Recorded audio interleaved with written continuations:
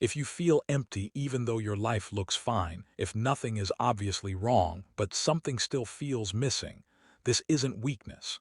It's a signal your mind learned a long time ago. Emptiness doesn't come from having too little. It often comes from protecting yourself too well. Your brain's main job isn't happiness. It's safety.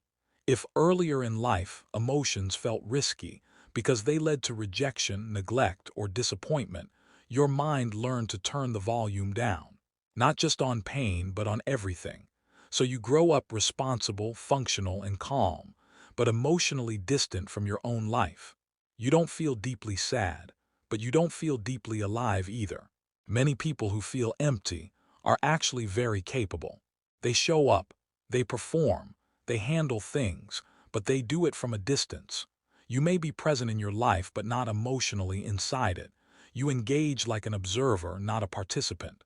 You go through the motions without letting moments really reach you. This happens when connection once felt unsafe. Your brain learned, stay involved but don't attach. So relationships feel shallow, achievements feel brief, joy feels muted.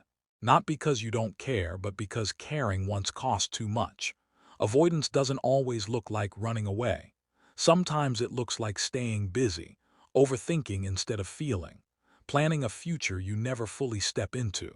You might delay rest, joy, or closeness, telling yourself later when things are calmer. But your brain is saying, not now, it's safer to stay controlled. So you avoid emotional risks, deep closeness, real excitement, meaningful uncertainty. And the cost of that safety is emptiness. Control feels comforting when emotions were once unpredictable. Control over routines. Control over how much you share. Control over how close people get. But the more you control to avoid discomfort, the smaller your inner world becomes. You stop feeling devastated, but you also stop feeling deeply fulfilled. Emptiness appears not as a punishment, but as a message.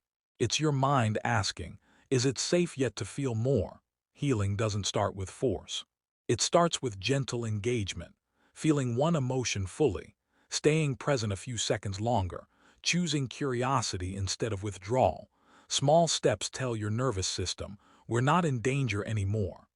Emptiness isn't solved by adding more to your life. It softens when you relate differently to what's already there. When you stop living only in your head and allow your emotions to participate, life starts to feel real again. Not louder, not dramatic, just grounded. So if this felt uncomfortably accurate, ask yourself this quietly and honestly. Where in my life am I staying safe instead of staying connected? That question isn't meant to pressure you. It's meant to wake you up gently. If you want to understand yourself more deeply and live from awareness instead of fear, subscribe for more psychology that helps you feel at home in your own life. Feeling empty doesn't mean you're broken. It means you're ready to feel alive again.